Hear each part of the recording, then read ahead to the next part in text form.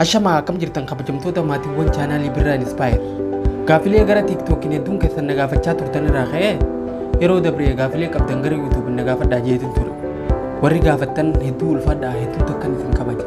So gaafilee isin hanga irraa na gaafattan keessaa hanga tokko kanneen deebisaa barbaadan jee yaadu deebisaa kan nuuf yaala. Hanga xumura viidiyootti na waliin tura. Kanneen haaraa taatan subscribe godhaa. Viidiyoo kana like fi share godhuu hin dagatinaa. Duraan dursee gaafii hedduun keessan na gaafachaa turtan kanarraan eegala. Eessatti dhalatte ati warra eessatti amma hoo biyya kam jiraattaa jettanii hedduun keessan na gaafattan. Gabaabumatti ani kan dhaladhe Oromiyaa keessa Harargee Lixaa Aanaa Abiroo bakka caffee aannanii jaamtuu fi magaalaa Galamsorraa gara kiiloomeetira 5 akkas fagaatutti dhaladhe. Hanga umriin tiyya waggaa 9 geessu achuman ture. Umrii tiyya waggaa 9 irraa eegalee garuu Hararguma Lixaa keessa hirnatti guddadhe. Amma garuu kan hin jiraadhu biyya Masrii magaalaa Kaayirooti, Ijiptii jechuudha. Gaafiin lammaffaan maaltu gara TikTok si fidee yookaan eenyutu fakkeenya siiftee akka waan kanarratti xiyyeeffattuuf sababa siiftee jette. Duraan dursee ani namni fakkeenya naaf ta'ee jechuu danda'u yoo jiraate Mustafaa Agaadha. Nama addunyaa Arabaa tana keessatti hedduu beekamaati. Hedduun keessan TV MBC irratti beekuu dandeessan. لما سوريا لما انجليزي كبود. انت تعرف اسمي ولكنك لا تعرف قصتي. انت تعرف ما فعلت انا ولكنك لا تعرف لماذا فعلت ذلك وما هي ظروفي حتى فعلت ما فعلت. gaazexeessaa ispoortii akka addunyaatti beekamaa ture namni kun akkasuma nama viidiyoo damma isaa ajaa'ibaa dalaguudhaan beekamu. So ani isa kana hedduu waan hin jaaladhuu fi hordofuuf akka yaada kanaan gabba'u xiqqollee taatu na gargaaruun oolle jeetin shakka. Kana hunda dura garuu anaa fi hiriyoonni kiyya lama sadii taanee miidiyaa hawaasaa kanarratti waan ajaa'ibaa tokko hojjechuuf kaanee turre. Hiriyoonni kiyya kunneenis gaazexeessitoota waan ta'aniif yeroo dhaburraa kan ka'e namuu hojuma harkaa qabu irratti xiyyeeffate. Akkasittiin anis waan hin qabu gara magaalaa tanaaf fide. Inni biraa immoo TikTok magaalaa ajaa'ibaatii beeke. Pilaatfoormiin salphatti namoota walitti fiduuf hojjetame kan akka isaa waan jiru natti fakkaata. Kanaaf fayyadamtoonni isaatis yeroo gabaabatti kan akkasitti heddummaataniif namoonni dandeettii wallisuu, shubbisuu, bashannansiisuu fi barsiisuu qaban hundi appilikeeshiniin kun carraa gaarii ittiin waan keessa isaanii jiru baafatan uumeef. Gaaf tokko yeroon banee ilaalu namni hundi achumarra jira. Garuu irra hedduun namaa bashannana irratti kan xiyyeeffate ta'uu nu hubadhe. Waan hin dalaguuf yaade kanas yeroo ilaalu afaanota biraatiin malee afaan Oromootiin hedduu hin jiru ture. Waan kana afaan Oromootiin yoon hin jalqabee akkam ilaata. Namni tokko TikTok irratti viidiyoo 10 fi 15 scroll godhee yoo qoflaa itti bashannane viidiyoo takka immoo tan dhaamsa cimaa of keessaa qabdu yoo daawwate gaariidha jechuun itti seeni jechuudha. Gaafiin sadaffaa immoo akkana jedha. Kitaaba akkam dubbifta yookiin waan dubbattu kana eessarraa fiddaa? Tolee durarratti ani kitaaba qofa osoo hin taane waan hin arge hunda numan dubbisa. Barreeffamni xiqqaan namni Facebook irratti barreessallee yoo xiyyeeffannaadhaan dubbifte ragaa fi dhaamsa mataa ofii numa qabaataa beeka. Wanni sirriitti jabeessinee hubachuu qabnu tokko immoo yoo barataan jiraate barsiisan bakka hunda yeroo hunda jiraachuu isaati. Waan agarru, waan dhageenyu fi waan dubbifnu hundarraa barachuuf dirqama qabna. Ani kitaaba afaaniin dubbisuu danda'u hundaan barreeffame yoo hin arge numan dubbisa. Garuu waan nama gaddisiisu kitaaba afaan Oromootiin barreeffame hedduu dubbisuuf carraa hin arganne. Gaafa nan biyya turetti kitaabni afaan Oromootiin barreeffame hedduu waan jiru natti hin fakkaatu. Waggaa 3 fi 4 kana keessa ijoolleen Oromoo abaluu kitaaba eebbisiisee abaluu akkana jechuu dhageenya malee san dura kitaabni afaan Oromoo baay'inaan jiraachuu isaatu argeen beeku. Kanaafuu kitaabuma afaan biraatiin barreeffameen dubbise jechuudha. Gaafiin afuraffaa Ahmadii Mustafaa sabskraayibarri jedhamu Saudi Arabiyaa irraa akkas jettu na gaafate. Mudannoo ajaa'ibaa kan irraa baratan jettee yaaddu tokko nuuf himii jedha. Okay, mudannoo gaafa ijoollee na mudatte ajaa'ibaa kan yeroo mara hin irraanfanne tokko haa isiniif himu. Yeroon isaa gaafan elementarii baradhu ture. Hiriyaa kiyyaa kan waliin barannu tokkotu galgala waliin mana keenyatti qo'annaati kootu jee mana isaaniitti na yaamee bara. Anis gammachuudhaan obboleettii xiyya guddoo hayyama gaafadheetiin mana hiriyaa kiyyaa kanaa dhaqe. Hiriyaan kiyya kun kilaasii itti qo'atu xiqqoo takka qaba akkuma achi teenyee haasaa jalqabneen waan barsiisan keenya tokko ganama mana barumsatti nuun jee yaadannee haasaa yoo eegalle. Barsiisaan kun akkana nuun jee nama amala keessan badaa isinitti hime hin jibbina galatoonfadhaa malee. Yoo hiriyaa dhugaa waliif taatan ammoo waan hamaa walirratti agartan waliif hima iftoominaan wal sirreessaa deemaa malee hamtuu osoo walirratti agartanii calliftanii waliin laalinaa jee nu gorse. Hiriyaan kiyya kunis kanarraa keetii mee amala badaa narratti agartu hunda tokko osoo hin hambifne natti himii jee na gaafate. Ani akkuma rifadheetti lakkii boo'ati waan namtu takka illee hin qabdu amala hamaadhas takkaas irratti hin garree akkamte kana jettan jeen. Hiriyaan kiyya kun immoo waan barsiisan ganama nuun jee ni irraanfatte amala hamaa fi waan gaarii walirratti agarru yoo walitti himin saahibummaan kiyyaa fi maal jee akkan hamtuu isaa itti himuuf hamilee natti godhe. Anis tole jeetin amala hamaan isarratti argee fi rakkoo inni qabajee yaadu hunda tarreessuu fi jalqabe. Lakkuman ani rakkoo isaa itti himuun gurbaa fuulli isaa gurraachee iji isaa itti himatu eegalte. Yeroon ani waan jiruu fi waan hin jirre hunda lakkaa'ee fixattee naan jee. Amma an fixadheeti amma gaa taraan teeti mee ati sanatti himin jeen. Hiriyaan kiyya kun garuu imimmaan dhangalaasaa akkas naan jee. Hiriyoota kiyya hunda irratti jaaladhan ture akka obboleessa kiyyattiin salaala ture.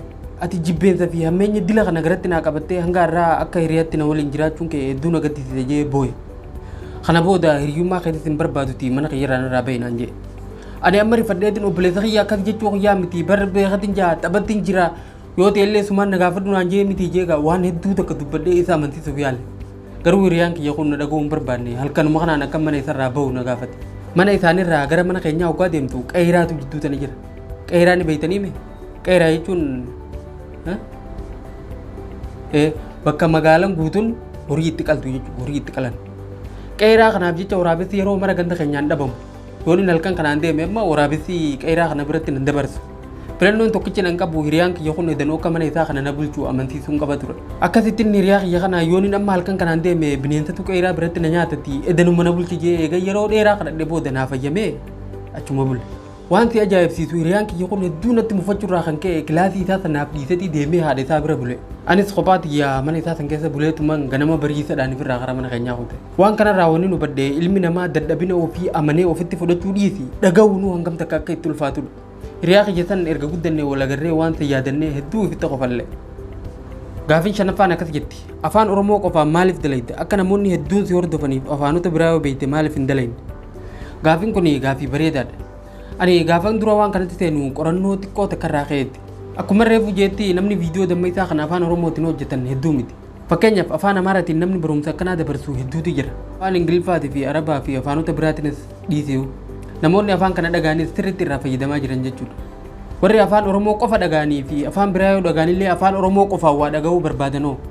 Inni biraa guddaan tokko immoo wanni TikTok irra na fide followeera hedduu barbaaduu qofaa miti.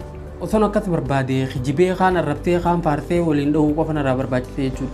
Rakkoon tiyyaa followeera hedduu qabaachuu qofa osoo hin taane ergaan bareeduun takka akka nama bira naaf geessu. Yoo hanga hunda barbaachisaa ta'e immoo fuuldura afaan biraatiinis hojjechuuf yaaliin godha. Gaafiin jaaffaan akkamitti kallattiin si argachuu dandeenyaa jedha.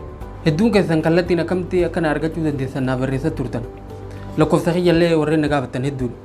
Hundi keessanuu hedduu naa galatoomaa jechaa Facebook irra kiyya ofishaaliin Birraa Ilma Jamaal jedha. Facebook irratti peejii Oroon Inspire jedhu yoo hordoftanis barreeffama gaggabaabaa salphatti jireenya fi ilaalcha ilma namaa jijjiiruu danda'an hedduu ganamaa fi galgala waan hin maxxansuuf achirratti illee waa hedduu argachuu dandeessan. Instagramni kiyya ammoo Birraa/91 jedha. Kana hundaan na qunnamuu dandeessan jechuudha. Linkii isaa description irra isiniif hin kaa'a. Gaafii torbaffaan simannaa gara TikTokiin siif godhame akkamitti ilaaltaa jedha. Dhugaa dubbachuuf gara TikTokiin hangan tilmaamee ol hin milkaa'e. Asumaanuu warri maatii taatanii na hordoftan kan hamilee taatanii gara inboxii fi koomentiitiin na jajjabeessitan galanni keessan jecha kiyyaa oolle. Dhugaa dubbachuuf koomentiin takka nama hojjetu irratti dhiibbaa guddaa uumti. Namni tokko jabaadhuu ni dandeessaa jee gaafa siif barreessu ofitti amantummaa keessa kee jiru humna qabdu hunda fayyadamtee akka baaftu hedduu si gargaaraa jira beek. Yoo waan negatiivaa si barreessatan akkasuma takka qorqalbii kee gaccabsaa deema jechuudha. So nama waan ati hojjette irratti laayikii tokko siif tuqee salphatti ilaalin jechuu barbaadeeti. Kana keessatti ammoo namoonni waan ati dubbattu osoo hin hubanne si komachuu fi muudii qabachuuf qofa sooshaal miidiyaa kanarra oolanis ni jiran. Akka fakkeenyatti waan hin arge tokkoon isiniif himu. Guyyaa tokko TikTok irratti viidiyoo mata dureen isaa namni obsa qabu bishaan gingilchaan qabuu danda'a jedhu tokko hojjedheetiin ture. Guyyaa itti aanu fiidbaakii viidiyoo kanaatti ilaalajee akkuma seeneen koomentiilee osoo laaluu koomentii takka arge. Maaliif kijibda bishaan gingilchaan akkamitti qabuu dandeenyaa jetti koomentiin tun.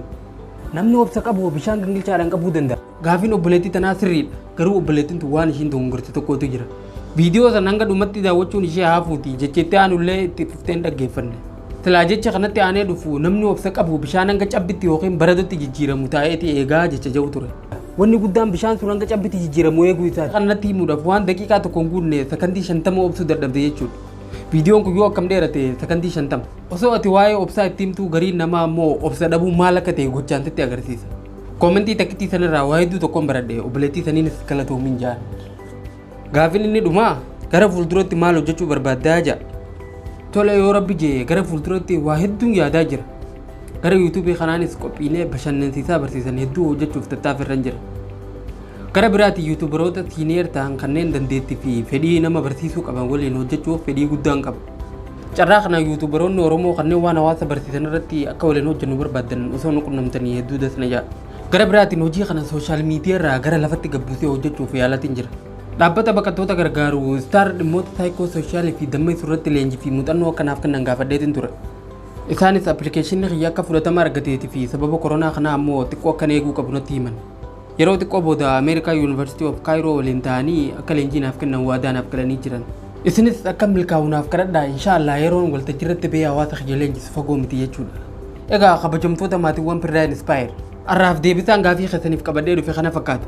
Kutaa lammaffaadhaan gaafilee keessaniif deebisaan kan qabadhee dhufuu waan beekuu barbaaddan hunda na gaafachaa na eegaa. Nagaatti.